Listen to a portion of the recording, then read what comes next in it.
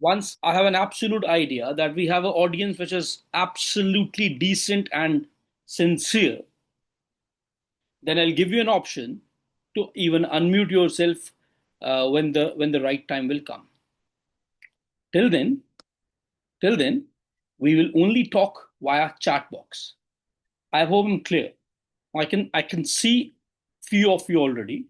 I can see Shazza, Shaurya, Vihan, Aryan, Vidhi, Piyush, Sanyam, Kashish, Chirag. I can see their faces. I can still not see a lot of you, and it is important that I can, since it's an online interaction, so it is very important that I can see you to understand your body language and things whether you're getting it or you're not getting it. So without wasting any further time, guys, let's get cracking. I hope I'm audible and visible. Perfect. So in case you are a student of Genesis, it's awesome. That's simple. You know what we stand for. And in case you are an outsider coming from any different school, you're welcome for this workshop. I'm not going to waste any further time in praising what we do. I'll be straight away coming to what we do best at. Genesis is like building strong fundamentals. So you can ask any doubt any number of times. इसलिए ध्यान सुनेंगे. All set, guys. The जिनकी videos on it, I am counting upon them for making expression and all that stuff. So let's, without wasting any further time, let's get kicking, guys. Before I kick off, let me straight away kick off with a simple question for all of you. A body is in uniform motion. सोच के बताना है. एक body uniform motion में है. Is this body in equilibrium? You have 1 minute to think, and then we'll discuss this question. You can in the chat box you can reply yes or no. I repeat my question, बच्चा. एक body uniform motion में है. Is it in equilibrium? Your time starts now. Think and answer. We have 1 minute from the clock. A body is in motion, because अभी बच्चे और भी join कर रहे हैं. A body is in uniform motion. Is it in equilibrium or not? You have the chat box open. You can shoot your answers for everyone in the chat box.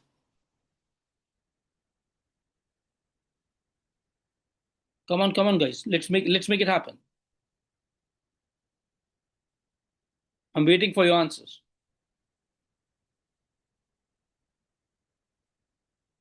Is the chat box not working? We have started getting the answers now. Shiza says yes. Vidhi says yes. Okay. I repeat my question for the last time. A body is in uniform motion. Is it in equilibrium? Aryan says not in equilibrium. Gurman says yes. Taranpreet. I'm giving you the last 10 seconds to answer this, then we'll discuss this. Sanyam says yes. Maxi says yes. I'm reading your answer side by side, guys. Vihan says yes. Pranav Bhadwat says yes. Awesome. Taranpreet says yes. Okay. Last exactly 10 seconds. Devanshu says yes. Last 5 seconds. Time up. Time up. Let's start the workshop with this answer. The answer is maybe and may not be. So it's not yes, it's not no, it's maybe or may not be. देखते हैं कैसे. Question कहता है body is in uniform motion. Please pay attention. Uniform motion का मतलब मेरे बच्चे हम सब जानते हैं, जो नहीं जानते सुनेंगे. सिर्फ एक कंडीशन है यूनिफॉर्म मोशन के लिए. ध्यान सुना, एक ही क्वेश्चन से 3 कॉन्सेप्ट क्लियर करूंगा, तीनों चैप्टर्स के, दोनों चैप्टर्स के, पहले 2 के. एंड आई वांट 100% फोकस मेरे बच्चे. क्वेश्चन कहता है body is in uniform motion, is it in equilibrium. Now uniform motion का मतलब होता है speed of the body should remain constant. अगर कोई बच्चा साथ साथ नोट्स बनाना चाहता है, जिसने पहले मेरे कभी वर्कशॉप अटेंड नहीं की है, वो अपने नोट्स साथ साथ बना सकता है. Recording will be provided for all the students who are attending the workshop. Okay. Uniform motion का मतलब बॉडी की स्पीड कांस्टेंट है. अब मैंने आपसे पूछा, क्या यूनिफॉर्म मोशन वाली बॉडी इक्विलिब्रियम में है? तो एक चीज पता लगी मुझे कि बॉडी की स्पीड कांस्टेंट है as per the condition, the speed is constant. Now the second thing is equilibrium. Equilibrium word बहुत फैसिनेटिंग वर्ड है, and I am sure most of you have heard it. Most of you have not no idea about it. I am talking mostly about the kids जिनके साथ मेरी पहली interaction है. Equilibrium का मतलब होता है मेरे बच्चे, बॉडी की स्टेट चेंज ना होना. वर्ड्स पकड़ना. स्टेट चेंज नहीं होना. स्टेट का मतलब है, ध्यान से देखेंगे बेटा, बहुत ध्यान सुनना. स्टेट का मतलब है जो बॉडी जो कर रही है वो वही करती रहे. एग्जाम्पल, अगर बॉडी रेस्ट पे है तो रेस्ट पे ही रहे, तो स्टेट चेंज नहीं हो रही. बट अगर बॉडी 10 मीटर पर सेकेंड की स्पीड से चल रही है और वो 10 से ही चलती जाएगी, तो भी इक्विलिब्रियम हो सकता है, क्योंकि स्टेट चेंज नहीं हो रही. लेकिन अगर ये सही है तो बच्चे कह रहे हैं सर हमने यस बोला तो आपने गलत क्यों बोला? मैंने गलत इसलिए बोला मेरे बच्चे. I I let me just pair my tablet with my MacBook. Give me a sec. Let me just pair my tablet बेटा.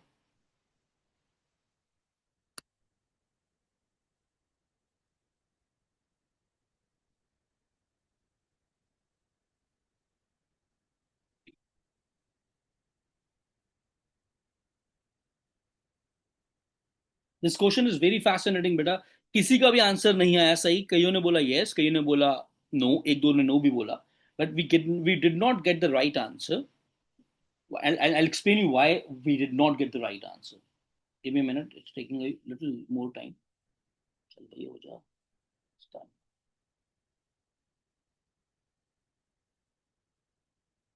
हो जा भाई. Perfect. We done. Okay. You can see my screen. All of you can see my screen. Awesome. Listen this. मैंने बोला uniform motion की body is it in equilibrium. Question ध्यान से समझना. यूनिफॉर्म मोशन वाली body is it in equilibrium. ना uniform motion का मतलब सिर्फ एक है मेरे बच्चे. ध्यान सुन लो बेटा, जिसको नहीं कॉन्सेप्ट क्लियर, रिवीजन हो जाएगी एग्जाम्स के लिए. स्पीड इज कांस्टेंट, जिसको स्कूल्स की डेफिनेशन में बोला जाता है इन बुक्स में, when a body covers equal distances in equal intervals of time, तभी स्पीड कांस्टेंट रहेगी. नाउ कंडीशन है यूनिफॉर्म मोशन है तो ये कांस्टेंट है. क्वेश्चन पूछा इज इट इन इक्विलिब्रियम. अब देखो इसके दो केसेस बनते हैं. अगर बॉडी स्ट्रेट लाइन में चल रही है, और मान लेते हैं एक बॉडी 20 मीटर पर सेकेंड से चल रही है और वो 20 से लगातार चल रही है, इस कंडीशन में आर्यन ध्यान दो, बॉडी इक्विलिब्रियम में है. किसमें है? इक्विलिब्रियम में है. क्यों है? ध्यान समझना. बिकॉज स्पीड कांस्टेंट है तो डेफिनेटली मोशन यूनिफॉर्म हो गया. That's not a confusion. Motion is definitely uniform because speed constant है. और स्टेट भी चेंज नहीं हो रही बिकॉज डायरेक्शन चेंज नहीं हो रही है. तो इस केस में अगर अगर मैंने बोला होता a body is in uniform motion in a straight line, is it in equilibrium? The answer is yes. But मैंने क्वेश्चन में स्पेसिफाई नहीं किया. मैंने क्वेश्चन में बोला अ body in uniform motion is it in equilibrium, तो ये वाले पार्ट में आंसर यस होगा.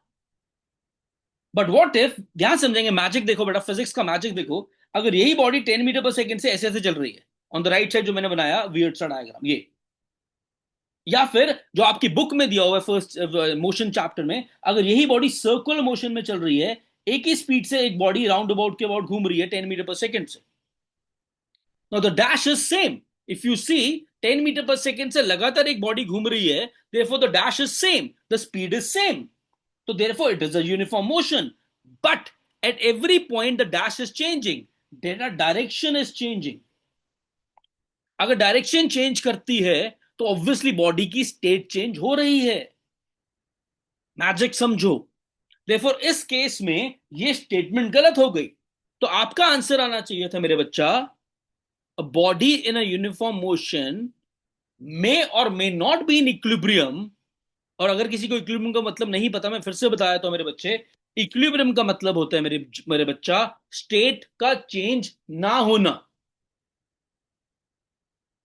स्टेट चेंज में आपको डायरेक्शन को भी देखना है, because state change, listen to me, it's a vector quantity, velocity vector, state change के लिए आपको वेलोसिटी का चेंज देखना है बेसिकली। बहुत ध्यान से देखो बेटा। प्रणव, कंट्रोल योर हैंड्स बेटा। मैजिक देखो, this question answer is may और मे नॉट बी। अगर होता uniform motion in a straight line तो answer was yes it is. अगर है question uniform motion in a circular path, answer is no, it is not in equilibrium. अब यहां से इसको सेकंड चैप्टर से भी लिंक करते हैं इसी क्वेश्चन को। इक्विलिब्रियम में होने के लिए, बहुत ध्यान से देखना बेटा, I am changing the colour of my pen. Equilibrium में होने के लिए, मेरा पेन कहाँ कलर का कुछ नहीं है। हाँ, इक्विलिब्रियम में होने के लिए मेरे बच्चे एक और कंडीशन है, क्या, कि नेट फोर्स जीरो होनी चाहिए। नेट फोर्स कितनी होनी चाहिए? जीरो, है ना। अब इनडायरेक्टली इसने बोला यूनिफॉर्म मोशन का मतलब नेट फोर्स जीरो होता है, क्या ये हमेशा ट्रू है? अब ध्यान समझो, न्यूटन का फर्स्ट लॉ कहता है a body at rest will remain at rest and a body in motion will remain in uniform motion unless and until compelled by an external unbalanced force. Guys, if you have doubts, उसको wait करते ना। Happy teachers day is okay good, okay okay awesome, thank you so much for your wish. Focus अभी class पे करेंगे मेरे बच्चे, thank you so much. मेरी बात ध्यान सुनना। अब इस केस में बहुत ध्यान सुनना, बहुत ध्यान सुनना बेटा। फोर्स जीरो लग रही है क्योंकि एक्सेलरेशन भी जीरो है, बिकॉज वेलोसिटी भी चेंज नहीं हो रही, बिकॉज बॉडी लगातार 10 से ही चल रही है। बेटा पूरे 1 घंटे में 4-5 केसेस कराऊंगा, उससे सारे सारे क्वेश्चंस लिंक हो जाएंगे। Physics is magical, it's a story. फिर से देखो, फोर्स जीरो है इस केस में क्योंकि एक्सेलरेशन जीरो है, क्योंकि एक्सेलरेशन की इधर देखो वैल्यू फॉर्मूला है, we all know this, v minus u by t. और क्योंकि स्पीड सेम रह रही है इस केस में, डायरेक्शन भी चेंज नहीं हो रही, तो v और u की वैल्यू सेम हो गई। एक्सेलरेशन मेरे बच्चे कितनी हो गई? जीरो। और फोर्स होता है mass into acceleration, Newton second law. देखो फर्स्ट से सेकंड पे कैसे पहुंचे, ए जीरो डाल दिया, फोर्स जीरो हो गई। तो यहां पे इक्विलिब्रियम है बिकॉज फोर्स जीरो है। यहां तक सब मेरे साथ हो? Guys, are you with me on this? Awesome. Now, what if we're talking about here? When we're talking about here, in this case, if you see the direction is changing, therefore velocity is changing, beta. This is very important, beta. We all know it because velocity is a vector quantity. तो vector quantity directions पे depend करती है। मैंने बोला मैंने बोला the direction is changing because मैं एक second case कर रहा हूं। अगर velocity change हो रही है, listen to the magic now, अगर velocity change हो रही है तो obviously acceleration non zero है। और वैसे भी समझ सकते हो, अगर मेरे को बॉडी की डायरेक्शन चेंज करनी है तो बॉडी पे ऊपर एक फोर्स तो लगानी पड़ेगी। यस, अगर बॉडी पे मुझे एक फोर्स लगानी पड़ रही है, मैजिक देखो, अगर मुझे बॉडी पे एक फोर्स ही लगानी पड़ रही है, then how the hell can the body be in equilibrium? Answer is it can not be in equilibrium. Are you guys with me? Guys, are you with me on this? So the magic here is that this is a beautiful question. The answer is, again, let me repeat the question for all of you. A body, now you can write down the question for your reference. A body in a uniform motion, all of you write down this question, because books में ऐसे question मिलने थोड़े मुश्किल होते हैं। Books में वो cliché question मिलते हैं बेटा।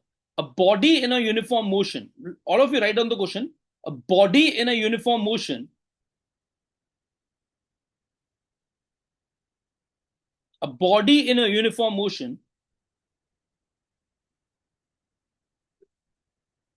is it in a body in a uniform motion, is it in equilibrium? या कॉमा डाल के लिख लेना, मोशन के बाद कॉमा आ जाएगा। Is it in equilibrium? Quickly answer लिख लो शॉर्ट फॉर्म में। आंसर इज मे और मे नॉट बी, मे और मे नॉट बी।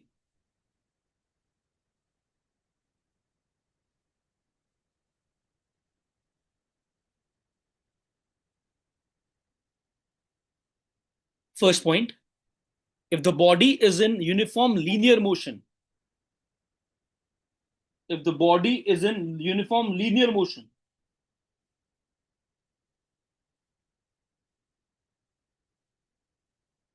लीनियर का मतलब होता है स्ट्रेट लाइन, अगर किसी कंफ्यूजन है।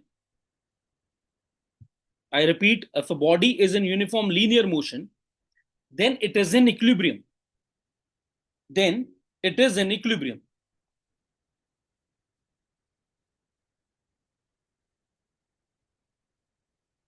बिकॉज शॉर्ट फॉर्म लिखो, बिकॉज इक्विलिब्रियम मीन्स स्टेट का ना चेंज होना। इक्विलिब्रियम मीन्स स्टेट का, STATE, स्टेट का ना चेंज होना।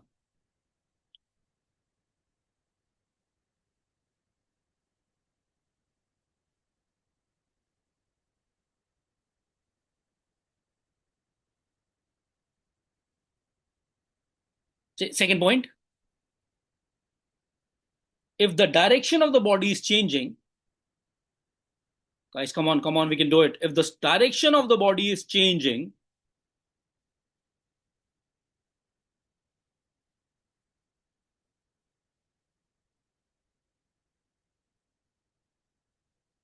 all the students who are not part of Genesis, consider you as a part of Genesis for today's lecture, बेटा। आज आप मेरी क्लास लगा रहे हो तो you're equally part of Genesis. For a body whose क्या लिखवाया मैंने, body whose direction is changing, even though the speed is constant, even though the speed is constant,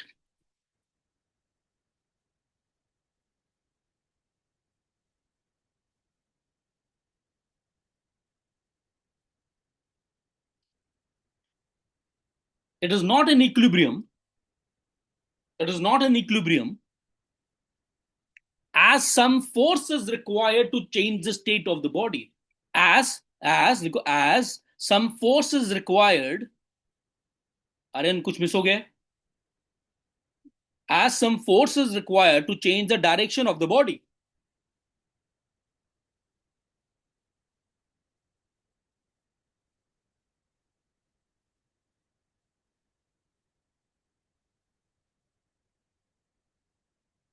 next question discuss करें।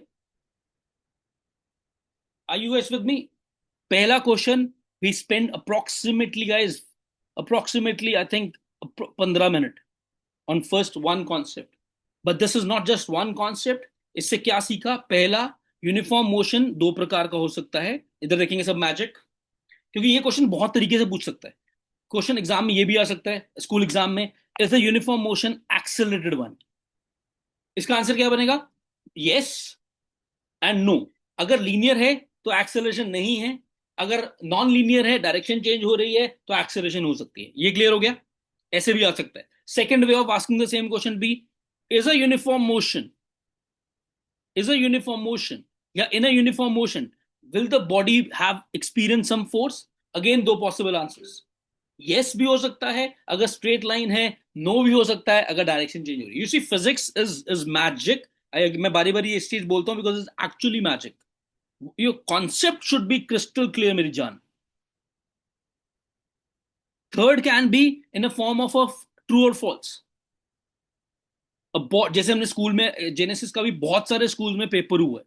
We had the exam of physics का exam लिया हमने genesis में, मैंने खुद बनाया, वो 8 से 10 टॉप स्कूल्स में हुआ है।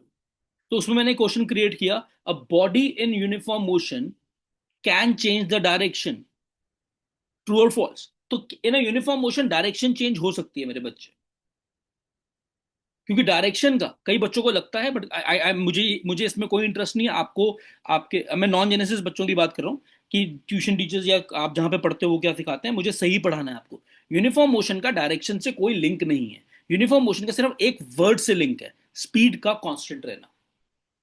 This is it. इसके अलावा कुछ और कोई और सिखाए वो गलत सिखा रहा है अनफॉर्चुनेटली। जितनी मर्जी जगह आप इस चीज को वेरीफाई कर लो मेरे बच्चे। Are you guys with me? So one question can be asked in not just one way, in 20 ways बेटा। इस पे हम चलते हैं नेक्स्ट कॉन्सेप्ट पे। ये मैं अभी ये this is very important. Next is free fall. ये मैंने 2 3 स्कूल्स में रिसेंटली कवर भी किया, एंड सब बच्चों 99.99% बच्चों को ये कॉन्सेप्ट नहीं पता। 99.99 बोल रहा हूं मैं। Listen to this, I am not naming but understand करते हैं। फ्री फॉल मैं, I am not wasting time now, ठीक है, because this is going to take time.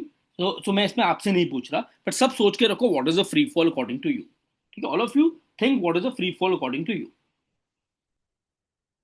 I am straight away coming to the explanation. एक body नीचे आ रही है like this, if you can see my eye pencil. ये body मैंने यहां रख, can you see my eye pencil guys?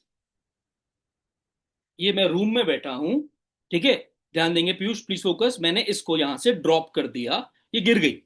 मैं अपने अपने रूम में बैठ के क्लास दे रहा हूं, तो मैंने इसको ड्रॉप किया, ये गिर गई। Raise your hands, is this in free fall? Was this in free fall?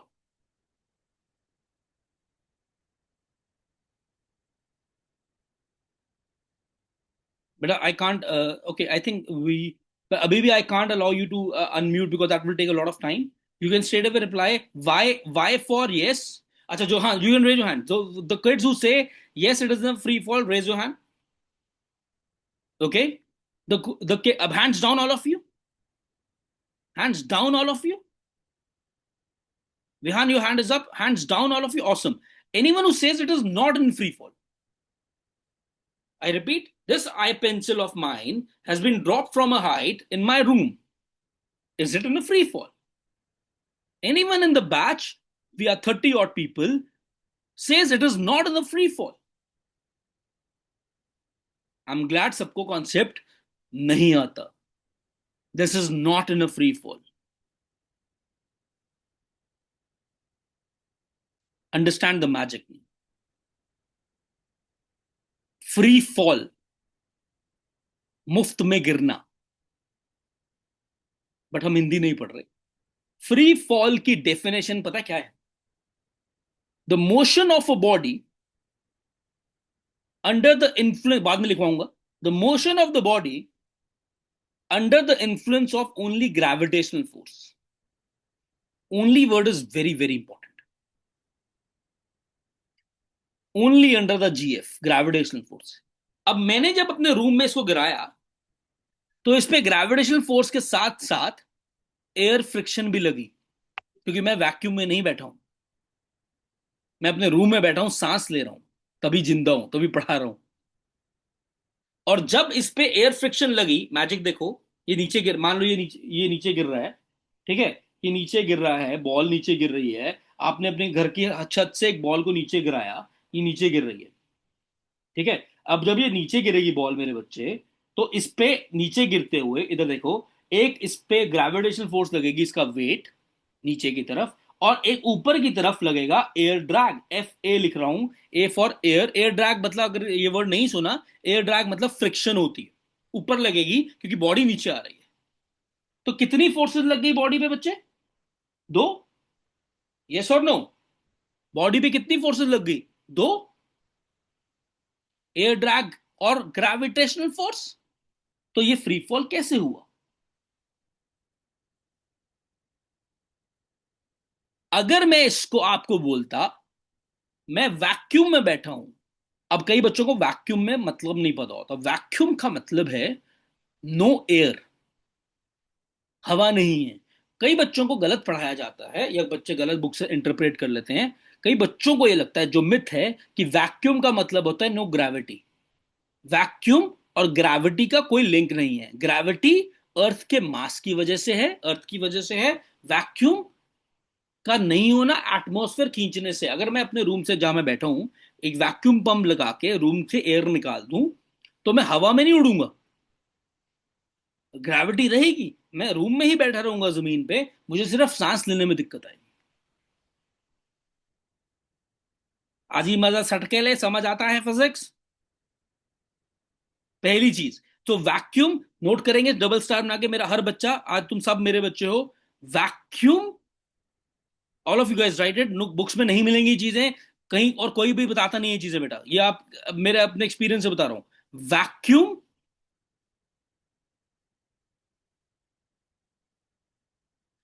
has got nothing to do with gravity. Vacuum has got nothing to do with gravity.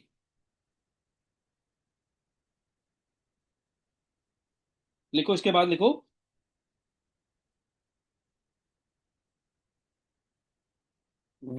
Full stop. Vacuum means only lack of air. Vacuum means only lack of air.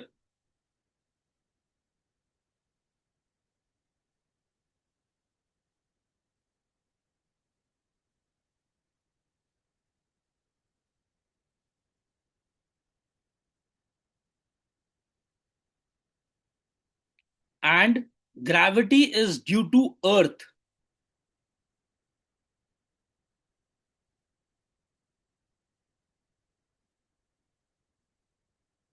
And gravity is due to Earth.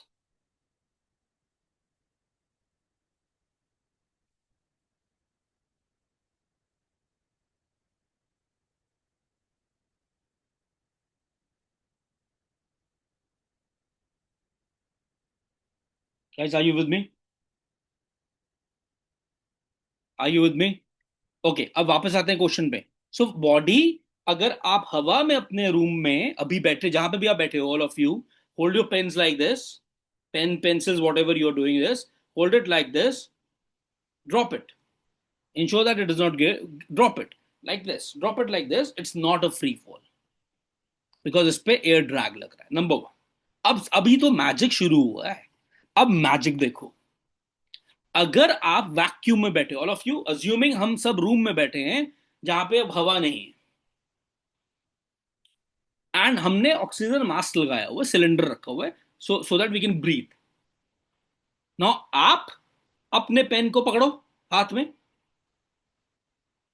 All of you hold your pen like this and now throw it up. Gradually throw it up. Awesome. Now, when you throw it up, it is also in a free fall while going upwards also. And a lot of 99% people in the world will tell you it's not a free fall. But I again 99.9% will tell you. Free fall word नाम से जो बताता है वैसा वो नहीं है. Free fall नाम से मुझे क्या लग रहा है? नाम से मुझे लग रहा है गिरना, बट इसका गिरने से कोई लिंक ही नहीं है. इसका सारा लिंक बेटा इस बात से है, डेफिनेशन से. ये वर्ड मेरा आई पेंसिल थोड़ी चलनी बंद हो गई, बट मैं इसके बिना ही समझा दूंगा. Free fall has got nothing to do with fall. जब मैं एक बॉडी को देखो, डेफिनेशन मैंने क्या बताई? A motion of the body under the influence of only gravitational force, gravity. अब जब आपने इस मार्कर को ऊपर, मैंने पेंसिल को ऊपर फेंका, इमेजिन ये ऊपर जा रही है, मेरा हाथ नहीं है, ऊपर जा रही है, तो भी इस पे सिर्फ वैक्यूम में एक ही फोर्स लग रही है. कौन सी? ग्रेविटी, नीचे की तरफ. Guys, are you with me on this? This is important. तो कई बच्चे कहते हैं सर ये फॉल, फिर ये कई बच्चे कहते हैं सर ये फॉल वर्ड कहां से आया? ये गलती से, ये this the free fall word is a misnomer. क्या वर्ड है ये? मिसनॉमर. मिसनॉमर्स क्या होते हैं इंग्लिश में? जो अपने नाम नाम के हिसाब से डिफाइन नहीं किए जाते. जैसे मान लेते हैं कोई बच्चा, मैं हमेशा ये एग्जांपल देता हूं समझाने के लिए. किसी बच्चे का नाम मान लो अमन है. अमन.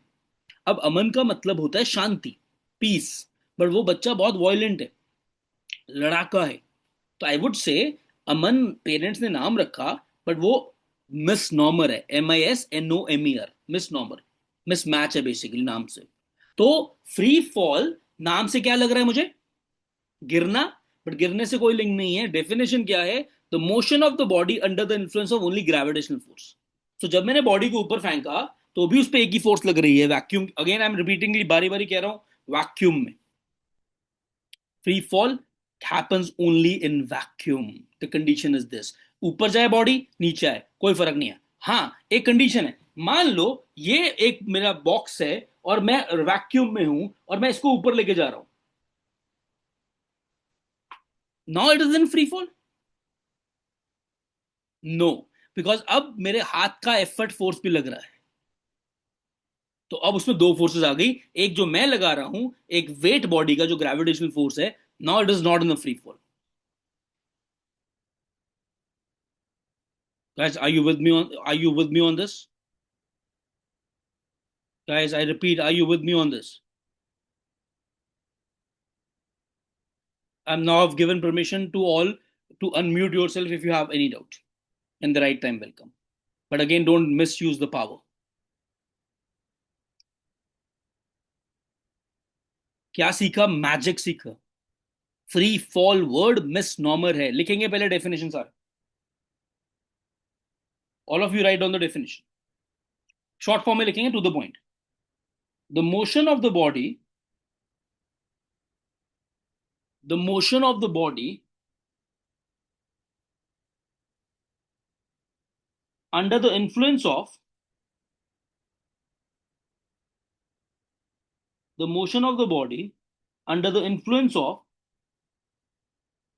only gravitational force.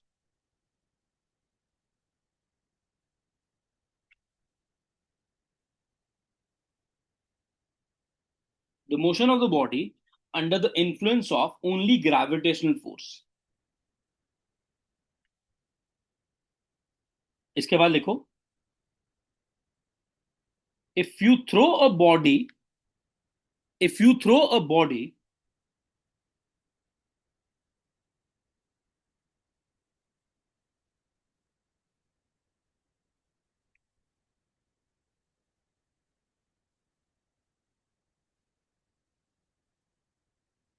upwards, if you throw a body upwards in vacuum,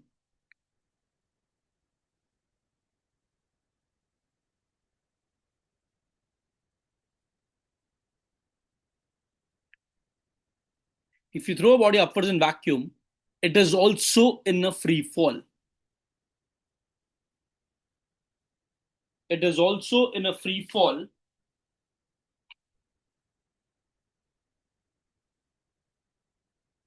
it is also in a free fall as only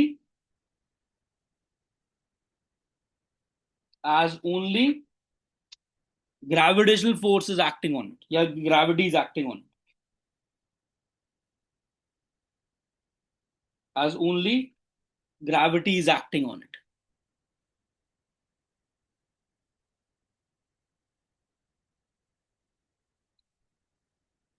क्या सीखा? बॉडी ऊपर जाए, ऊपर जाती बॉडी फ्री फॉल में हो सकती है।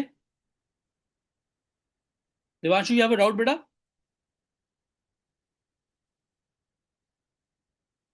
Devanshu, you raise your hand, did you have a doubt बेटा कि क्लियर हो गए? Okay, you said yes. Okay, ऊपर जाती हुई बॉडी ऊपर जाती हुई बॉडी फ्री फॉल में हो सकती है, यस।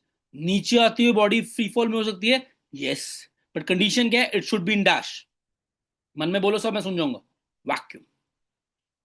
हमें क्लियर? एयर में कभी भी कोई भी आपको बोले एयर में फ्री फॉल होता है, answer is wrong. Definition wise नहीं होता बेटा, लॉजिक वाइज नहीं होता। हाँ, देखने में बोलो होता है, मतलब गलत पढ़ाने के लिए कुछ भी पढ़ा दो बेटा, बट क्योंकि नाइन्थ के बच्चों को ज्यादातर लोग सीरियसली लेते नहीं है। प्रॉब्लम हमारे कंट्री में सबसे बड़ी पता है क्या है? और यहीं से बेस खराब होता है फिजिक्स का मेरे बच्चे, अनफॉर्चुनेटली मेरे बच्चे। और तभी मेरी मैक्सिमम मैराथन वर्कशॉप्स नाइन्थ की होती है, तो नाइन्थ सेट हो जाएगी, इलेवंथ कभी नहीं, कभी भी इलेवंथ में कभी मार नहीं खाओ। Okay, I am not wasting any further time, you have done to very very powerful concepts. Third, you can see the screen. मैंने फॉर्मुलाज लिखे, distance is equal to speed into time, ये formula हम 7th में पढ़ते थे सबसे पहले, M आई right? ICSE वाले तो आई थिंक 5th में पढ़ लेते होंगे। एंड राइट हैंड साइड पे I've written the three equations of motion. My question to all of you is, my question to all of you is, ये formula और ये फॉर्मूले में भी, यहाँ पे भी S stands for डिस्टेंस या डिस्प्लेसमेंट है बेसिकली। यहां से भी मैं डिस्टेंस निकाल सकता हूं आई थिंक। मुझे कैसे पता लगेगा, और ये सबसे बड़ा बच्चों को तंग करती है चीज, मुझे कैसे पता लगेगा कौन सा फॉर्मूला कब लगता है कब नहीं लगता? Now you can raise your hand और you can unmute yourself. First raise your hand and answer it. इन दो फॉर्मूलाज में मैंने जो सेकंड इक्वेशन है, वहां से भी मैं डिस्प्लेसमेंट या डिस्टेंस निकाल सकता हूं, s is equal to u t plus, और न्यूमेरिकल में ही मरते हो आप लोग। और यहां से भी डिस्टेंस या डिस्प्लेसमेंट निकल सकती है, स्पीड इनटू टाइम है, मल्टीप्लाई किया हुआ मैंने बीच में। मुझे इन दोनों में आपको कैसे पता लगेगा, all my champions of class 9th, मैं क्या कब लगाऊं?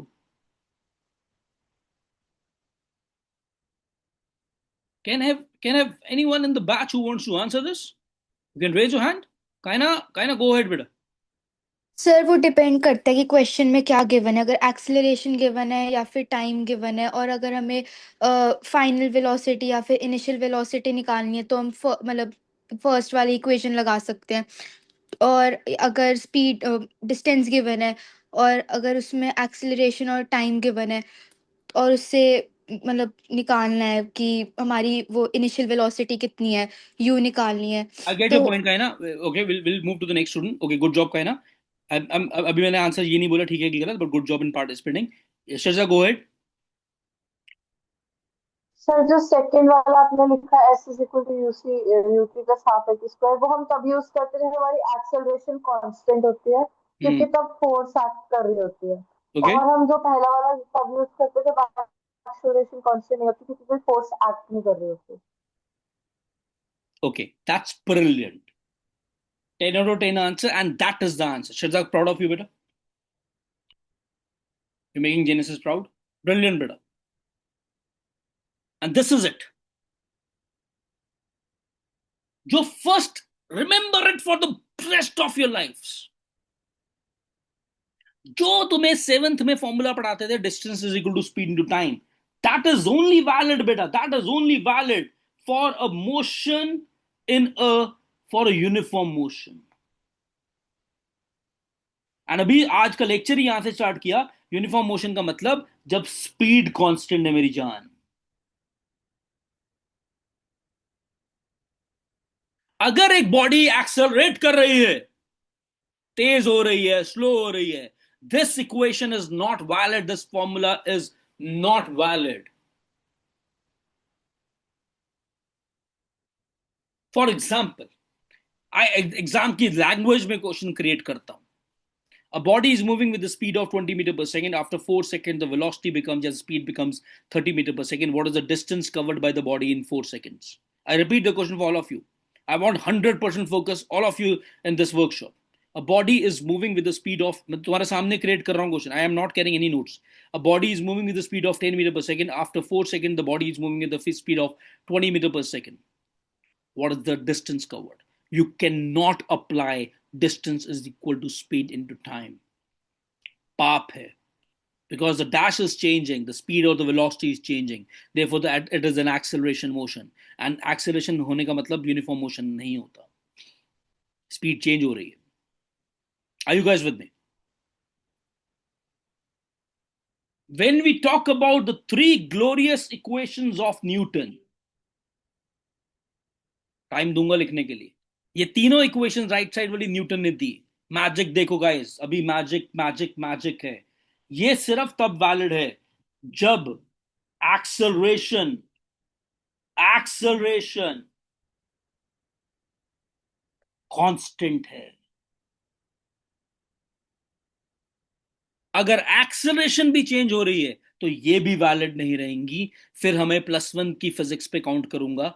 बताता हूं कैसे, वो बड़े होकर बताऊंगा, बट अभी बेस बना लो. These 3 equations of motion. Which 3? The 3 equations of Newton. MCQ में क्वेश्चन आ सकता है. The 3 Newton equations are valid for dash motion, uniform motion, uniformly accelerated motion, non-uniform motion, and this. The best answer is uniformly accelerated motion. जहां पे भी uniform word लग गया वहां पे मतलब कुछ कांस्टेंट है. मैजिक देखो मेरे साथ. यूनिफॉर्म मोशन में मोशन यूनिफॉर्म है, मतलब स्पीड कांस्टेंट है. यूनिफॉर्म हम जेनेसिस पे यूनिफॉर्म पहनते हैं ब्लैक कलर की, ब्लैक टी शर्ट्स, वो सबकी सेम है. इट्स कंसिस्टेंट, एक जैसे. यूनिफॉर्म वर्ड का हिंदी मतलब क्या है? एक जैसा. तो यूनिफॉर्म एक्सेलरेशन का मतलब एक जैसी एक्सेलरेशन. तो अगर एक्सेलरेशन एक जैसी है तो आप इक्वेशंस लगा सकते हो. अगर एक्सेलरेशन चेंज हो रही है, I give you simple example to make you understand. मेरी पेंसिल कहां चली गई? हाँ. अगर मेरी यहां पे देखो बेटा मैजिक, यहां मेरी वेलोसिटी 10 मीटर पर सेकंड है. यहां मेरी वेलोसिटी, मेरी हैंडराइटिंग को इग्नोर करो, मेरी फिजिक्स की फीलिंग को समझो.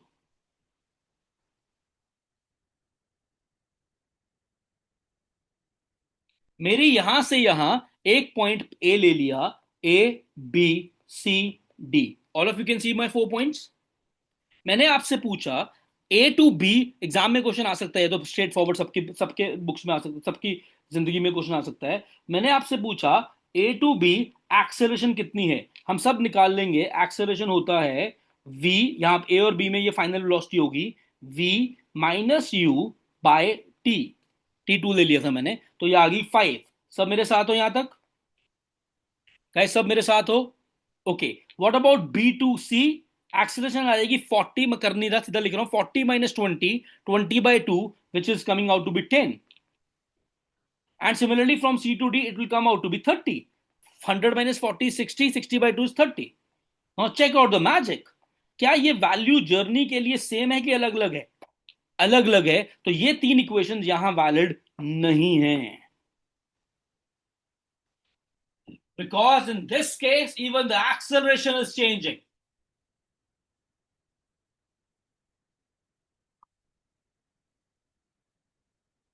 Are you guys with me?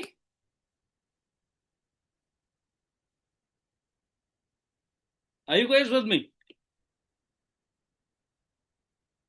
मुश्किल है? मैजिक है, ऑब्वियसली। ऑब्वियसली मैं तो बोलूंगा ही मैजिक है, because it's my favourite thing to do, but I understand it's not that easy to understand for a student of 13 year और 14 ईयर। इट प्लस आपको सिर्फ घुसना है, थोड़ा डीप घुसना है। बिकॉज बच्चा पता है कहाँ मरता है? बच्चा इसलिए नहीं मरता, उसको फॉर्मूला नहीं पता। उसको ये नहीं पता कौन सा फॉर्मूला कब लगाना है। सीधा आप उठा के न्यूमेरिकल शुरू कर देते हो। टीचर्स वर्कशीट देते हैं, वर्कशीट शुरू कर, अरे भाई किसके पीछे क्या गेम है? गेम समझो। Distance is equal to speed into time, या displacement is equal to velocity to time. ये यूनिफॉर्म मोशन के फॉर्मूलाज है। अभी लिखते हैं इसको, चार्ट फॉर्म में लिखेंगे। और न्यूटन की तीन इक्वेशंस यूनिफॉर्म एक्सेलरेशन या यूनिफॉर्म रिटार्डेशन में यूज होती है, मतलब एक ही वैल्यू सेम रहनी, एक ही वैल्यू सेम रहनी चाहिए। और जब एक्सेलरेशन भी वेरिएबल हो तो ये वैल्यू नहीं, ये फॉर्मूलाज भी वैलिड नहीं है। अब कई बच्चे के मन में आ रहा होगा सर फिर क्या करेंगे? फिर तुम्हें +1 में सिखाएंगे, एक चीज पढ़ाऊंगा, कैलकुलस लगाएंगे, डिफरेंशिएशन या इंटीग्रेशन, या हम ग्राफ्स के मेथड से भी कर सकते हैं। पर वो हमारे अभी 9th के सिलेबस में नहीं है, मतलब इतने डेटे हाई लेवल के, तो अभी के लिए मैं स्किप करूंगा। मे बी कोई ओलंपियाड की वर्कशॉप लूंगा हाई लेवल के क्वेश्चन एडवांस की, तो उसमें करा दूंगा। ये ऐसे जड़, ये फिजिक्स की जड़ें हैं मेरे बच्चे। जड़ें समझ, तो नींव है, नींव। So the way I've done it, make a quadrant, make a quadrant in your notebooks, and go ahead, go ahead. सब कुछ लिखा हो वैसे। You have, मैं 3 मिनट दे रहा हूँ, 3 मिनट में you can complete. And I don't want anyone. If you are attending the class voluntarily, make sure that you're following what I'm saying. Else leave the class. एक minute को doubt है, but sir first one will also not be right for the instantaneous speed. Obviously बेटा, अगर speed change हो रही है तभी instantaneous है ना बेटा, Chirag. So obviously then that is not valid. वो तभी लगता है जब स्पीड कांस्टेंट हो मेरे बच्चे। बेटा in fact you can start asking, अगर कोई डाउट आता है साथ, you can send in the chat, मैं सबके लिए आंसर कर दूँ। All of you copy this guys, copy this game. 3 minutes, 2.5 minutes left.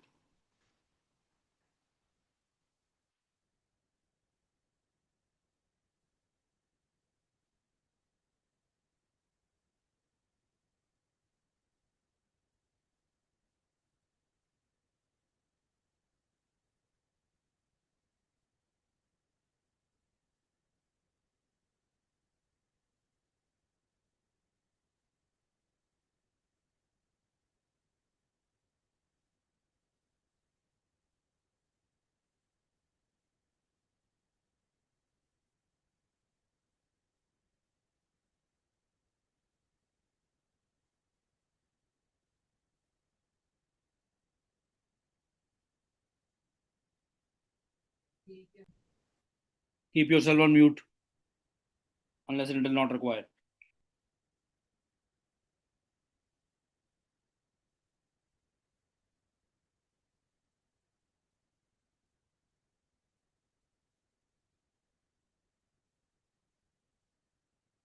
So then it isn't. Non uniform motion में ये सेकंड जो आप जो भी पूछ रहा है, ग्रुप डाउट्स हमेशा मेन ग्रुप पे पूछो बेटा, मेन चैट पे। How the gravitation force changes if, एक minute let me just read it.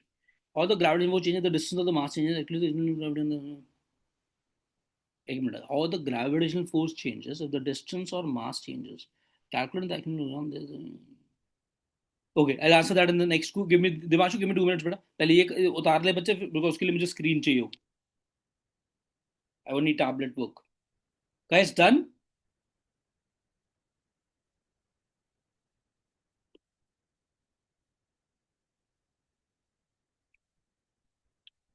Guys are you with me on this?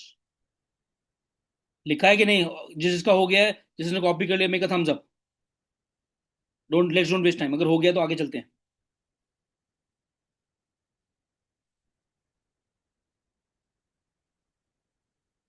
Guys waiting, make it fast. Vidhi, are you not done? Vidhi's done. Okay, Khwahish, make it fast. Chirag, make it fast. Reet, बच्चे, make it fast. Kanishka, make it fast, बेटा. अयान, आर्यन, तन्मय, प्रणव, जल्दी बच्चे. Balinder Kumar Tanwar, ID, Divanshu, जल्दी करो बेटा. सौम्या गोयल, जल्दी बच्चे. वैभव, जल्दी बेटा. आई थिंक आप कुछ आगे गो. ऑसम. तरन, क्लियर हो गया मेरे बच्चे? परफेक्ट बेटा. That's something you have to focus. अगर एक्सेलरेशन चेंज हो रही है, एक्सेलरेशन स्पीड नहीं, एक्सेलरेशन चेंज हो रही है. Taran, you have people looking at me. So if acceleration is changing, then कोई इक्वेशन नहीं लगेगी. एक्सेलरेशन है, कांस्टेंट है. मतलब मैं तुम्हें ना इसका एक सिंपल एग्जांपल देता हूं, क्योंकि ना बच्चों को बहुत कंफ्यूजन होती है. अच्छे अच्छे बच्चों को भी होती है. मैं जब 11th के बैच की भी वर्कशॉप लेता हूं ना, उनको भी दिक्कत आती है. मेरे पास 10 रुपए हैं, एक महीने बाद भी 10 रुपए हैं, एक महीने 2 महीने बाद भी 10 रुपए हैं, 3 महीने बाद भी 10 रुपए हैं. यूनिफॉर्म मोशन की नॉन यूनिफॉर्म मोशन? यूनिफॉर्म. ये कंडीशन. सेकेंड केस, मेरे पास 10 रुपए हैं, कल मेरे पास 15 रुपए हुए, फिर मेरे पास अगले दिन 20 रुपए हुए, अगले दिन मेरे पास 25 हुए, फिर 30 हुए, 35 हुए. This condition. गाइस म्यूट रखेंगे. तीसरा केस ये वाला, मेरे पास 10 रुपए हैं, कल मेरे पास 20 हो गए, फिर मेरे पास 50 हो गए, फिर सीधा 500 हो गए, फिर 550 हो गए. पैसे अभी भी बढ़ रहे हैं, बट नॉन यूनिफॉर्म रेट पे बढ़ रहे हैं. ये वाला मोशन. अब क्लियर है? अब क्लियर है? शेरो क्लियर है? कशेरू क्लियर है मेरे बच्चे? Okay okay, I get it. मैं आपकी फीलिंग समझ गया. आप जरकपुर की ब्रांच में आते हो ना जेनेसिस के बेटा? ठीक है, I meet you soon. Are you guys with me guys, all of you? Gurban clear है बेटा? चलूं आगे? अब जो डाउट है उसको डाउट को भी क्लियर कर लेता हूं. एक डाउट है, ठीक है. जो एक्सेलरेशन ड्यू टू ग्रेविटी है, उस दिवांशु ने, एक बच्चे ने डाउट पूछा है, उसका फॉर्मूला होता है बेटा, अगर नहीं पता तो, वैसे पता होगा सबको. ये होता है G is the universal gravitational constant, जिसकी वैल्यू हम सब जानते हैं. कैपिटल जी की बात कर रहा हूं. इसकी वैल्यू होती है 6.67 इंटू 10⁻⁻11. एग्जाम में पक्का क्वेश्चन आना है. Why it is called the universal constant, नाम में आंसर है. बिकॉज इसकी वैल्यू पूरे ब्रह्मांड में, विश्व में कहीं भी चले जाओ, किसी भी प्लैनेट पे चले जाओ, सेम है. फ्री के नंबर है, एग्जाम में गलती ना कर देना. एम होता है बेटा मास ऑफ प्लैनेट. आप जिस प्लैनेट पे ग्रेविटी मेजर कर रहे हो, ये ग्रेविटी है, एक्सेलरेशन है ग्रेविटी की. मान लो गुरमन चले जाए मून पे, पीयूष चला जाए मार्स पे, आर्यन चला जाए जुपिटर पे, तो ऑब्वियसली तीनों का मास की बात नहीं हो रही.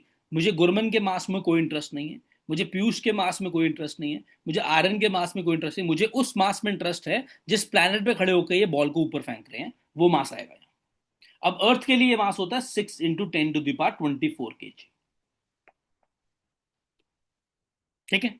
और आर होता है उसी प्लैनेट का रेडियस, जो अर्थ का है 6.4 × 10⁻6 मीटर. अब ऑब्वियसली जिसने भी डाउट पूछा था, किसी बच्चे ने, आप किसी और प्लैनेट पे जाओगे, किसी और सेलेस्टियल बॉडी पे जाओगे, तो ये वैल्यू ये जी सेम रहेगा. जी के अलावा ये दोनों चेंज हो जाएंगे, तो स्मॉल जी चेंज हो जाएगा. अब वेट जो होता है, वेट, इधर देखो सारे, वेट होता है मास इंटू ग्रेविटी.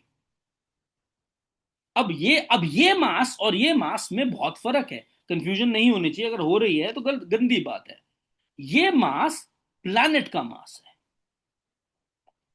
और ये मास बॉडी का मास है.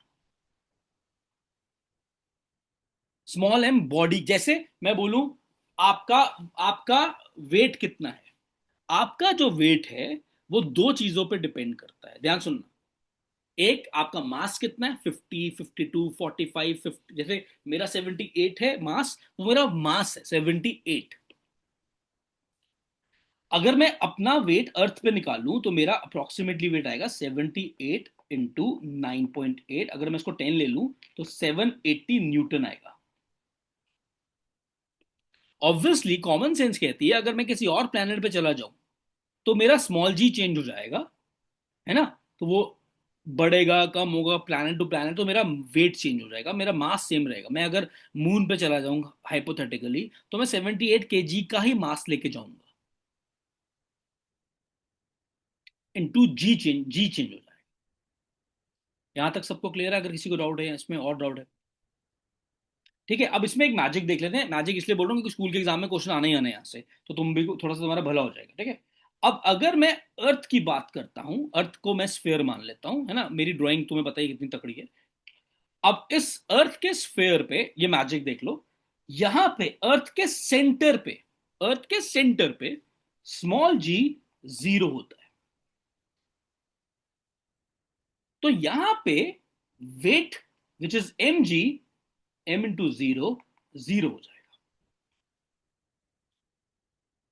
ये सबको क्लियर हो गया? अगर मैं अर्थ के सरफेस पे जाता हूं, सरफेस मतलब ये कहीं पे भी, यहां पे, तो यहां जो जी है वो जो फॉर्मूला लिखा था वो सरफेस का फॉर्मूला है। ये डायग्राम बाद में बनाना बहुत काम आएगा। ये क्लियर हो गया? जब मैं यहां से थोड़ा ऊपर जाता हूं, यहां से ऊपर, तो ऑब्वियसली मेरी स्मॉल जी घटेगा, बिकॉज मैं, ये मेरा डिस्टेंस बढ़ रहा है, ये वाला डिस्टेंस बढ़ रहा है, सेंटर से लेना है डिस्टेंस। तभी जब हम बॉडी को ऊपर फेंकते हैं, ध्यान सुनना, अब ये इंटरेस्टिंग है बात, तो जी कम होता है। हालांकि जब मैं न्यूमेरिकल सॉल्व करता हूँ, एक बॉडी को ऊपर फेंक दिया, कितनी देर में नीचे आएगी, ऐसे क्वेश्चंस करता हूँ मैं फोर्स ऑफ ग्रेविटी के, तो मैं जी को 9.8 या 10 ले लेता हूँ। वहां मैं इसलिए कांस्टेंट ले लेता हूँ, ध्यान सुनो, क्योंकि मैं बहुत ऊपर तक किसी बॉडी को नहीं फेंक सकता। कितने, मैं एक बॉडी को कितने ऊपर फेंक लूंगा? 50 मीटर, 100 मीटर, 150 मीटर, इतनी भी किसी की औकात नहीं है फेंकने की। तो उतनी हाइट पे जी ऑलमोस्ट सेम रहता है, इसलिए मैं न्यूमेरिकल सॉल्व करने के लिए 9.8 ले लेता हूँ। लेकिन टेक्निकली अगर मेरे से लॉजिकली पूछोगे, तो आप किसी भी हाइट पे अगर थोड़ा सा भी ऊपर जाते हो, थोड़ा सा भी अगर आप अर्थ से सरफेस ऊपर जाओगे, तो जी कम होगा बेटा। यहां तक क्लियर है? अगर आप बहुत ऊपर चले जाओगे तो ऑब्वियसली काफी कम हो जाएगा, बहुत ऊपर जाओगे तो और ज्यादा कम हो जाएगा, ठीक है। अब जैसे बहुत ऊपर के लिए फॉर्मूला यूज होता है बुक्स में, gravity at any height is g m by, by r plus h का होल स्क्वायर। डिस्टेंस आपका हो गया एच, आप मान लो ये एच हाइट, ये है, ये हाइट एच है, तो टोटल हाइट कितनी होगी सेंटर से? R plus h. आप आर प्लस एच की वैल्यू पुट करो, मतलब ये न्यूमेरिकल नहीं आता, इसका एक ट्रिक ट्रिक इसका ट्रिक भी सिखा देता हूं अभी तुम्हें। एक चीज और बताता हूँ, ये हालांकि वैसे इस साल नहीं आ सकती, बट अगर कभी कभी एक आधा क्वेश्चन टफ आ जाता है एग्जाम में, तो you should be prepare for it. अगर मैं किसी और पॉइंट पे बात करूं, मान लो यहां, यहां, यहां, यहां, यहां पे भी जी की वैल्यू कम ही रहती है बेटा। मैक्सिमम जी यही होगा, सरफेस पे होगा, यही होगा। तो अगर आप अर्थ के सरफेस से, इधर देखो मैजिक, अर्थ के सरफेस से अगर गड्ढा खोदोगे तो भी जी कम होगा, ऊपर ऊपर जाओगे तो भी जी कम होगा। जी सिर्फ सरफेस में मैक्सिमम रहता है। Am I clear guys? Am I clear? यहां तक कोई डाउट प्लीज पूछो।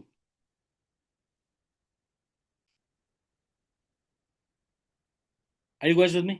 सेंटर ऑफ अर्थ पे स्मॉल जी 0 है, याद रखना। कॉन्सेप्चुअली है वैसे, मतलब लॉजिकली भी बता सकता हूं। अगर किसी को कीड़ा है कि फिजिक्स की गरारी अड़ जाती है कि यार कैसे क्यों है, तो यहां पे अगर एक बंदा बैठा है, देखो इमेजिन करो, यहां पे एक बंदा बैठा है, मान लो मैं बैठा हूं यहाँ सेंटर पे। अब सेंटर पे क्या होगा? अर्थ के दो पार्ट्स है, अपर हेमिस्फेयर, हेमिस्फेयर हो ना आधा, ये मुझे, ये डायग्राम कैसे रब हो गया मेरा, अरे यार डायग्राम कैसे रब हो गया। अपर हेमिस्फेयर मुझे अपनी तरफ खींचेगा, और लोअर हेमिस्फेयर मुझे अपनी तरफ खींचेगा। और क्योंकि मैं एग्जैक्ट सेंटर पे बैठा हूं, तो नेट फोर्स कितनी हो जाएगी? 0। तो एक्सेलरेशन कितनी हो जाएगी? 0। इस लॉजिक से नाइन्थ के बच्चे को समझाया जा सकता है। जैसे एक और तरीके से समझाने का, बट मैं उसमें जा नहीं रहा अभी, एक फॉर्मूला होता है वो भी मैं बता नहीं रहा। तो जब आप अर्थ के सेंटर पे बैठे हो, इमेजिन, वैसे प्रैक्टिकली पॉसिबल नहीं है ना, बट इमेजिन कोई अर्थ के कोर के अंदर बैठा है, कोर के अंदर, यहाँ ये कोर का अंदर, अपर और लोअर दोनों अपनी तरफ अट्रैक्ट कर रहे हैं कि भैया मेरी तरफ आ जा, मेरी तरफ आ जा। नेट फोर्स जीरो होगी, acceleration zero. Is the logic clear बेटा? सर देन अर्थ के सेंटर पर जी क्यों जीरो? इट शुड नहीं बेटा, मैंने अभी Aryan, I hope that the doubt is clear to you बेटा, मैंने क्लियर कर दिया वैसे। क्योंकि वो जीरो क्यों है? बिकॉज अपवर्ड और डाउनवर्ड फोर्स जीरो होती है। 1/6 ऑफ आवर वेट, हाँ बेटा, मून पे gravity 1/6 I think this is given in the books, ये सबको आता होगा। Is the concept clear? Sir मतलब ऊपर से और नीचे से जो फोर्स लगेगी वो मतलब एक दूसरे को सब्सट्रैक्ट मतलब कि वो कट कर देगी, तो उससे वो जीरो हो जाएगा net force. Exactly. Again, I'm saying this. Whosoever is asking the doubt, this is for a ninth class student. ठीक है? ओके। एक्चुअली डेप्थ का एक फॉर्मूला होता है, जब डेप्थ पे होता है, मैं लिख रहा हूं सिर्फ आपकी नॉलेज को शांत करने के लिए। Gravity at any depth is defined as gravity at surface 1 minus depth by the radius. Actual ये फॉर्मूला डेप्थ का, डेप्थ पे जाने के लिए। तो अब जब आप अर्थ के सेंटर पे पहुंच गए हो तो डेप्थ रेडियस के बराबर हो जाएगी। आप डी को जब आर डालोगे तो आर बाय आर 1 हो गया, ठीक है? 1 माइनस 1 जीरो हो गया, तो जी डैश मतलब वैल्यू, वो जी इंटू जीरो जीरो हो जाएगी। एक्चुअल इस फॉर्मूले से निकलता है, और ये फॉर्मूला में 11th में ड्राइव कराते हैं बच्चों। बट अगेन जो ओलंपियाड वगैरह करना चाहता है उसके लिए फॉर्मूला इंपॉर्टेंट है। But again this is not an olympiad class, तो इसलिए मैं अभी इस बारे में बात नहीं कर रहा, बट लॉजिकली मैंने आपको समझा दिया। Is the concept clear? Is the concept clear, guys? So you can, if you want to draw this diagram, you can draw this diagram, beta. This is an important diagram in your life. If you face problem in this, else it's okay. So let's have a quick recap. And first we did uniform motion, equilibrium, non-equilibrium. Detail में पढ़ा 15-20 minute लगा के।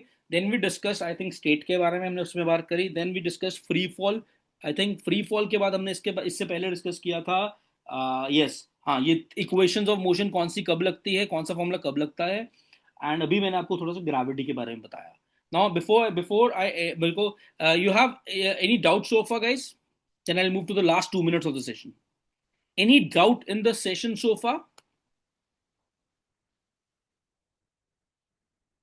Saumya please, क्या पूछ रहे हो बेटा? Explain the, क्या लिखा है? Explain the derivation for weight on the moon. बेटा कुछ भी नहीं है इस फॉर्मूले में, g m by are square में आप जो मास ऑफ अर्थ है, एक मिनट शर्जा ले रहा हूँ बेटा, मास ऑफ अर्थ और मास ऑफ मून का रिलेशन होता है 10 टाइम्स 1/10, एंड रेडियस का भी वो रिलेशन पुट करो, अप्रोक्सीमेटली 1/6 आता है बेटा, वहां से आपका आ जाएगा एग्जाम में। एनसीईआरटी में गिवन है मेरे बच्चे, that should not be problem बेटा। यस शर्जा बोलो बेटा, अनम्यूट करके बोलो। सर जो आपने बताया कि अर्थ के सरफेस से ऊपर जाएंगे तो भी जी की वैल्यू कम आएगी और नीचे जाएंगे तो भी जी की वैल्यू कम आएगी, सर ऐसे क्यों है? अभी तो बताया बोंगी, जब आप अर्थ के यहाँ, ये अर्थ है, ठीक है, ये अर्थ सर है। लेकिन उस तरीके से तो अगर हम उस तरीके से अगर हम आई एम ऊपर नॉट, एक जाए तो मिनट उसकी शिजा, value. Give me minute. I am not reading any personal chats, guys. So don't message me on personal. I am only taking doubts that has been asked in the main group. Yes, Shirza beta, bolo. Sorry. Sir उस हिसाब से अगर हम surface से ऊपर जाए तो जी की वैल्यू बढ़नी ही चाहिए। बेटा आपका सरफेस से आप ऊपर जा रहे हो तो डिस्टेंस बढ़ रहा है सेंटर से, एम आई राइट? सेंटर पे हम अर्थ का सारा वेट कहाँ अज्यूम करते हैं? सेंटर पे। जब आप अर्थ का सारा वेट यहां अज्यूम कर रहे हो, तो अब आप जब यहां खड़े हो, ऑब्वियसली एक तू यहां खड़ी है, इमेजिन तू हवा में है, तो हवा में है, ठीक है, और और आर्यन यहां है। कौन अर्थ के ज्यादा नजदीक है? आर्यन। आर्यन है ना, तो किस पे अर्थ का इफेक्ट ज्यादा होगा? आर्यन पे। तो किस पे ग्रेविटी ज्यादा लग रही है? आर्यन पे। तेरे पे कम लग रही है। ये हो गया एक्सप्लेन तेरा कॉन्सेप्ट हाइट का, ये क्लियर हो गया? क्योंकि अब अर्थ, तू मेरी बात सुन, एक ऑफलाइन क्लास में, एक ऑफलाइन वर्कशॉप हो और एक ऑनलाइन वर्कशॉप में, which is more impactful? Obviously offline, कोई मैच ही नहीं ऑफलाइन टीचिंग। मैं यही चीज तुम्हें 30 बच्चों को एक बड़ी क्लास में पढ़ा रहा हूँ तो एक अलग लेवल की आग लगेगी। बट ऑब्वियसली में जोग्राफिकल कंडीशन है, कोई कहाँ रहता है, कोई कहाँ रहता है, तीनों ब्रांचेस हैं, नॉन जेनेसिस के बच्चे भी आज वर्कशॉप में है ना? बट चलो वो अलग बात है, बट इम्पैक्ट होगा कि तू मेरे पास है, तू मेरे से दूर है तो ऑब्वियसली अटेंशन स्पैन कम हो जाता है। वही फंड है, आप अर्थ से दूर जा रहे हो, अर्थ के सेंटर से दूर जा रहे हो, डिस्टेंस बढ़ रहा है। बट अब जब हम अर्थ के अंदर की बात करते हैं, मेरे को तेरा डाउट बिल्कुल बिल्कुल समझ गया, मेरे को भी डाउट आता था जब छोटा होता था मैं। अगर तू यहां खड़ी, अब तू कहती है सर अब क्या लॉजिक है, अब तो डिस्टेंस कम है। जब तू अर्थ के अंदर है ना बेटा, बहुत इंटरेस्टिंग है गाइस, जब तू अर्थ के अंदर है तो मैं मास को अर्थ के सेंटर पे नहीं मानूंगा, क्योंकि अब क्या होगा, ये वाला जो पार्ट है अर्थ का, ये वाला, इस पॉइंट पे तू खड़ी है, अब ये वाला पार्ट अर्थ का तुझे अपनी तरफ बुलाएगा, यह वाला मास, और ये वाला मास शेडेड वाला ये तुझे अपनी तरफ बुलाएगा, तो ओवरऑल फोर्स सब्ट्रैक्ट हो रही है, इसीलिए ग्रेविटी कम हो रही है। हम सारा अर्थ का मास ज्योमेट्रिकल सेंटर पे तब मानते हैं जब हम उस कंडीशन की बात करते हैं कि अर्थ का सारा मास मतलब बॉडी बाहर है या सरफेस पे, देन वी अज्यूम बेटा, what do we assume, then we assume the mass is at centre. But जब हम अर्थ के सेंटर से अंदर आना शुरू करते हैं सरफेस से, तब हम ये कंडीशन नहीं मानते बेटा। You can lower your hand guys, any other doubt guys, any other doubt?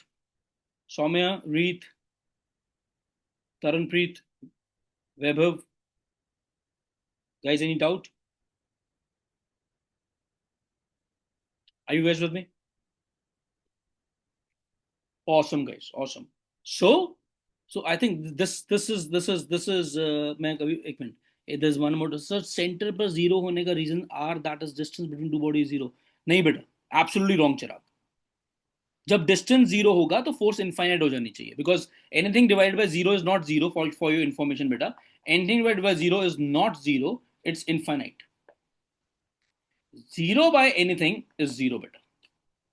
सो अगर तू ये लॉजिक सोच रहा है G m1 m2 by are square R zero, absolutely wrong बेटा। when you divide something by a zero you don't get zero beta, you get infinite, not defined basically इसको बोलते। बाकी you're a Genesis student, you can ask me a Genesis also. Is the concept clear? Done. So if you, sir, can you please give a brief for the law of conservation of momentum beta? Okay, law of conservation of momentum, okay, I'll give you can give me 2 minutes, I'll answer that. Rest of, if you have no doubt guys, so all the students who are, give me a sec guys before you leave, give me a second, this is important। एक मुझे कुछ ने कुछ बताया था, एक minute, give me minute, मैंने कुछ आपको साथ शेयर करना था। यस गाइस, जो नॉन जेनेसिस के स्टूडेंट्स हैं, मैं एक लिंक दे रहा हूँ, there's a community that my team has built, you can join that community, it's only for non genesis students beta, genesis students you are already in our WhatsApp groups, this is something, give me a sec, मैं एक link paste कर रहा हूँ, all the non genesis students you can use this link to get the recording of this session as well as the notes of this session।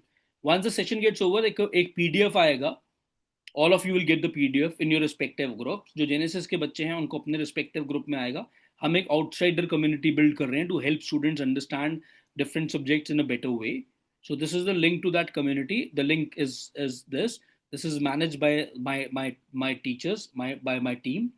the students who are in this class they can, in fact अगर आप genesis के बच्चे हो और आपने इसको किसी को लिंक को शेयर करना है किसी फ्रेंड के साथ जिंदगी में जो परेशान है फिजिक्स को लेके या मैथ्स को लेके या किसी भी सब्जेक्ट को लेके, you can share it with them, you can copy it also, you can refer, but इसमें सिर्फ जेनेसिस नॉन जेनेसिस के बच्चे होंगे बेटा, ठीक है। So you will get the video lecture और भी फ्यूचर क्लासेस की intimation in this group. Okay, coming back, so in case guys you do not have a doubt, you can leave, and for all of you can leave, only the non-Genesis students can stay for next 2 minutes, I want to talk to you about something, rest all the Genesis students, see you in the Genesis guys, all the best, see you, bye bye, take care। all non-Genesis students can stay, rest of you can leave।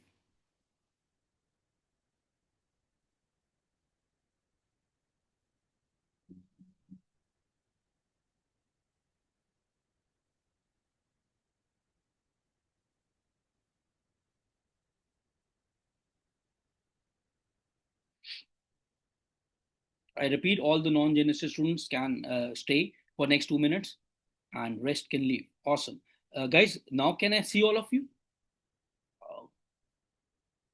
It will be very good if I can see all of you। Okay, so which schools do you belong to? Kanishka, Pranjal, Reet, Taranpreet, Soumya, guys, you have which school beta?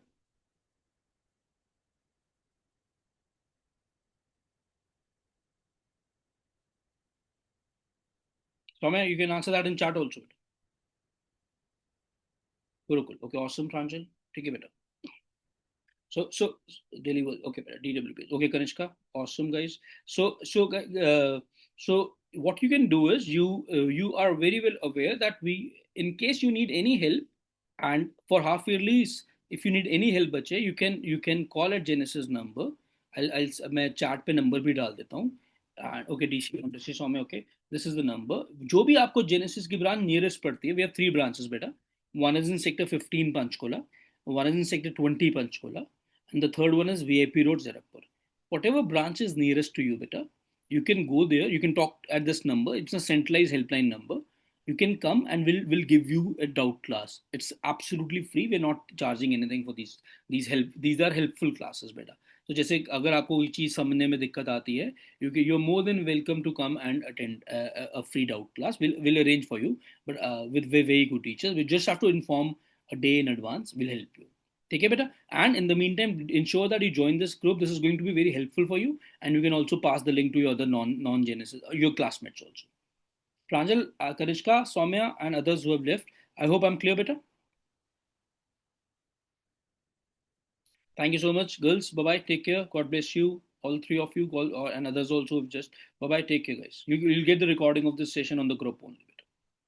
Bye bye. All the best for your exams. See you. Okay, Soumya. Bye, beta.